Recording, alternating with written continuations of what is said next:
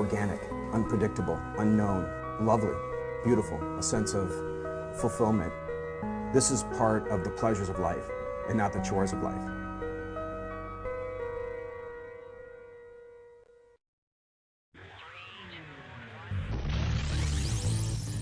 In this edition of Daily Iowan TV, find out about a man who was arrested over the weekend for impersonating a police officer. And learn how one student group campaigns for breast cancer all year round. And in sports, we break down film from this weekend's W over the Wildcats. All that and more next. Daily Iowan TV is ready to go. I'm Tom Brokaw. For more than 100 years now, the University of Iowa community has been waking up to the Daily Iowan. Today, it's the largest newsroom in eastern Iowa.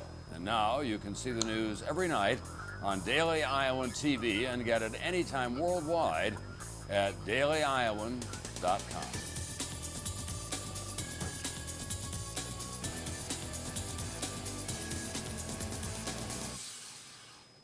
Thanks for being with us this Monday evening for Daily Iowan TV. I'm Christina Targos. And I'm Brad Maxwell.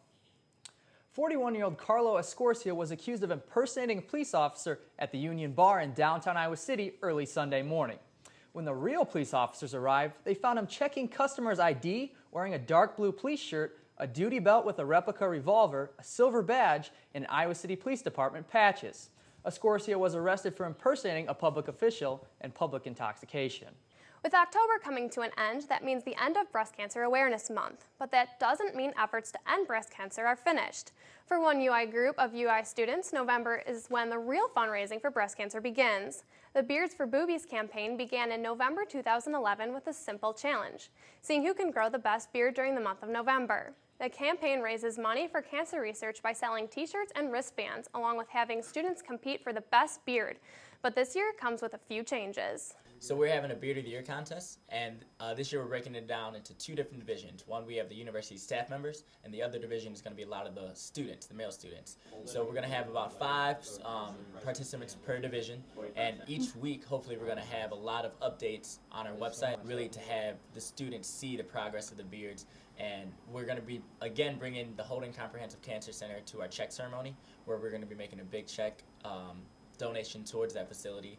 And again, really just raising awareness and hoping to expand our campaign to a much larger audience. Students and faculty can learn more on how to donate or get involved at www.beardsforboobies.com. We all know October is the month of thrills and chills, but automakers have been getting a scare of their own for the past few years. Since 2011, people between ages 18 and 34 accounted for only around 10% of total auto sales, which is down significantly from past years. Earlier, I spoke with my fellow millennials and discovered the dream car desire isn't quite like we see in the movies. 1961 Ferrari 250 GT California. Throughout much of the past, cars have given young people a sense of popularity, pride, and prestige. It is his passion. It is his fault he didn't lock the garage. But back up, Ferris. Today's millennial generation is trading luxury for logic. Super expensive, not so much. I mean, having a nice car would be nice. This is mostly just to get from A to B. Hey, there are more important things in life, I feel. Like, just if it gets you from one place to another, it's good. According to CNW research, adults between the ages of 21 and 34 buy just 27% of vehicles sold in America. This is down 11 percentage points from a whopping 38% in 1985. But economists feel the interest in cars is still there. The money just might not be. Every time the economy goes into a downturn, people buy fewer large ticket items. Some millennials still cruise in new cars. Drive in 2012 Acura TSX. But rationale trumps style. Go to school 8 hours away, so it's very ideal to have a car to get home for the holidays. And if you didn't have your parents giving you that kind of car, what do you think you'd end up with? Nothing. The days of driving top-of-the-line sports cars to school have somewhat disappeared. Now students are more than willing to drive older cars to save a few bucks. And saving money goes beyond just the purchase price. You have to think about the total cost of owning the car, which is not just gas prices, but insurance as well. With all these expenses, millennials are navigating their options, like taking the bus, buzzing on mopeds, or even just walking. There's a lot of different options now. A lot of people live in town, they don't really need one, and there's newer ways to get around. But for now, today's millennials are putting their money towards food, clothes, and trading in the roar of grease lightning for Your A to B daily driver. Brad Maxwell, Daily Iowan TV. Well, I know I would give anything for a ride on Grease Lightning. Right, I think a little hair gel, I can pull off the Danny Zuko look. It's right there, I think so. Not sure I'm ever going to have the money to pay for the car, but it's a good goal to have. Someday. Much more still coming your way on Daily Iowan TV. Ketchup Frenzy. Find out about the feud between McDonald's and Heinz. Remember, the 5th of November. Get informed on the issues before Election Day with the help of Political Alert. And in sports, your latest edition of the Whip Around. But first, we'll hand it off to Daily Iowan TV's Marissa Mahalik for your weather forecast. And Marissa, what can we expect for this week? Thanks, Brad. I hope you all enjoyed the weather today because it looks like we're going to have some storms rolling through the next few days. Tomorrow morning, we'll start off with temps in the 40s with partly cloudy skies, and in the afternoon, it'll reach the mid-50s with a 50% chance of showers. By night, the temperatures will drop into the 40s, still with a chance of rain. And looking ahead to the rest of the week, Wednesday, we can expect to see temperatures in the 60s with a 90% chance of rain. The rain should begin to subside just in time for Halloween. Thursday will be in the mid-50s with a 40% chance of rain, so hopefully your Halloween plans will not be ruined. This weekend should be pretty clear just in time for the home game. We can expect to see partly sunny skies with temperatures in the mid-50s. Brad and Christina, that's all I have tonight for weather. I'll send it back to you two at the desk after this quick message. Iowa SJMC. Want a major that'll take you somewhere?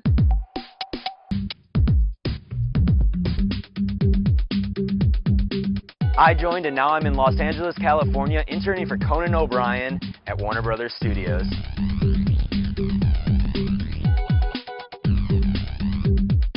I joined and now I'm working in public relations for diabetes research. SJMC.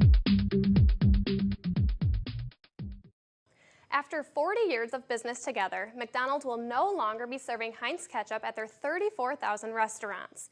This decision was made Friday after Heinz appointed the former head of Burger King, Bernardo Hees, as Heinz's new CEO. McDonald's Corporation said in a statement, quote, "As a result of recent management changes at Heinz, we have decided to transition our business to other suppliers over time," end quote. McDonald's goers in the U.S. won't notice too much of a difference since McDonald's was only using Heinz ketchup in their Minneapolis and Pittsburgh markets. McDonald's uses fancy ketchup in the rest of the country's restaurants. Heinz is not sure how this will impact them internationally, where they have had most of their success since they are more widely available in emerging countries.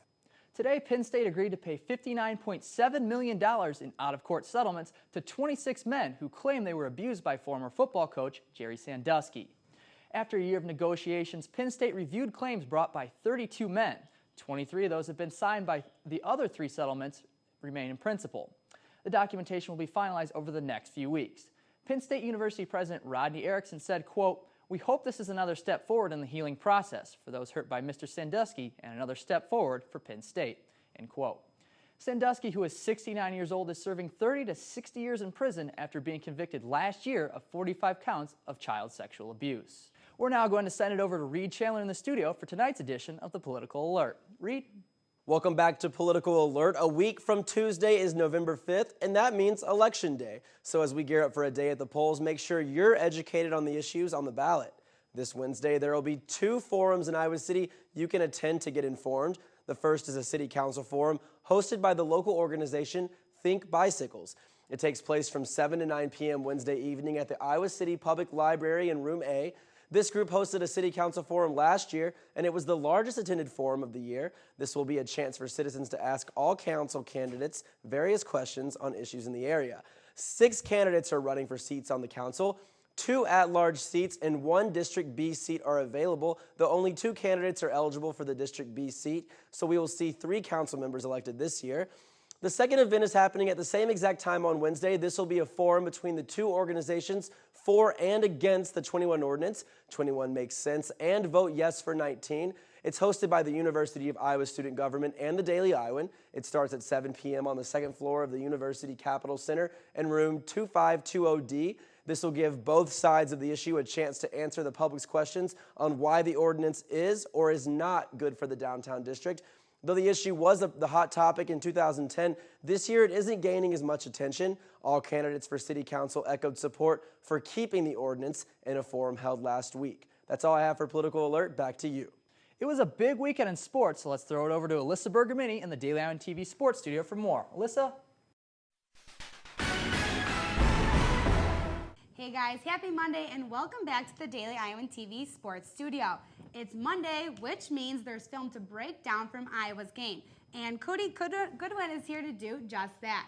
All right, Cody, talk us through this. Iowa pulled off the win, but Northwestern came back with a touchdown. What went wrong for the Hawks here?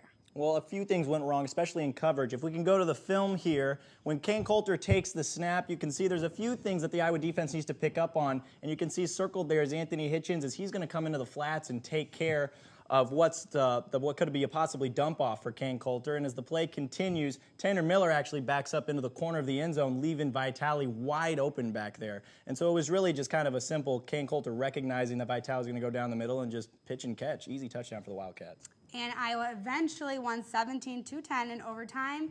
How did this game-winning touchdown work for Jake Rudock? Well, it worked with a lot of poise, and if we go see the film right here, Northwestern sends the house essentially on this blitz. You can see 44 and 24 open right up the middle of the window, and as the play continues, Rudock holds his poise, delivers a beautiful strike to C.J. Fedorowicz right there in the corner of the end zone. Really just easy pickings for Rudock, who made a quick, smart decision to throw it only where Fedorowicz could get the ball. Easy touchdown for Iowa. All right, well, thank you for that, Cody. Always great to come out with a win. Absolutely. Hawkeyes just one more win from bowl eligibility. One more. Well, there was plenty of other black and gold action over the weekend, and to catch you up, here's the week's whip round. Guys? Thanks, Alyssa, and welcome to Monday evening's edition of the Whip Round. I'm Danny Payne reporting here from Grant Field, where this weekend that 19th-ranked Iowa field hockey team split a pair of matches. On October 25th, the Hawkeyes fell in a heartbreaker to number 6 Penn State by a score of 2-1. And on Sunday, yesterday, on Senior Day for the Hawkeyes, they defeated UC Davis by a score of 5-1, getting two goals apiece from Natalie Cafone and Carly Johansson. The latest NFHCA polls come out tomorrow morning, and there is reason to believe that Iowa will fall out of the top 20 for the first time since early 2011. Now, going into last week's poll, Iowa had a 5-game winning streak and still dropped one spot in the ranking. So if that trend continues with their 1-1 record going into this poll, they could drop out of the top 20 for the first time since 2011. Now, for more on Iowa soccer, let's send it over to Whitney Blakemore, who's standing by. Whitney? Thanks, Danny. The Iowa women's soccer team was unable to overcome 2 early goals in Sunday's Senior Day matchup against Ohio State. Falling by a score of 3-1, this is the first multi-goal defeat Iowa has suffered all season. Junior Melanie Pickert was the lone scorer this contest, putting the Hawks on the board by a penalty kick. This loss moves Iowa to a 12-5-1 record overall and a 4-5-1 in conference play.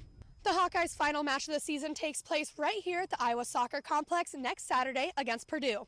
That's all I have for soccer. Now I'm going to toss it over to Taylor Axelson for a look at volleyball. Taylor? Thanks, Whitney. The Iowa volleyball team lost to 2 ranked teams last week. They fell 3-0 to both Penn State and Nebraska.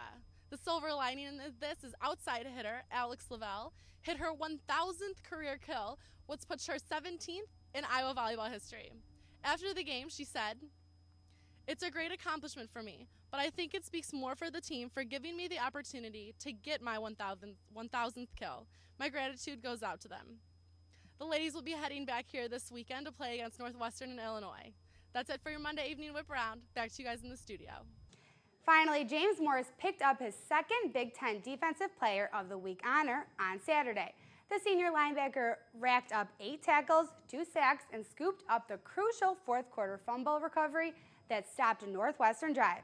Congrats to Mr. Morris. Well, that's all for now, but tune in tomorrow where we'll be at Kirk Ferentz's press conference as the Hawkeyes prepare for Wisconsin. Back to you two at the desk. Daily Iowan TV is the only place to see what's going to be in Tuesday morning's Daily Iowan. Read how the Johnson County Health Department is looking into problems with local apple cider. And a sweet treat. Molly's Cupcakes and Yotopia are combining a shop in North Liberty. And UIHC is launching a new brace for children with club foot. That's your latest edition of Daily Iowan TV. Be sure to check us out at the same time tomorrow or anytime online at dailyiowan.com. Thanks for watching, and as always, have a great night.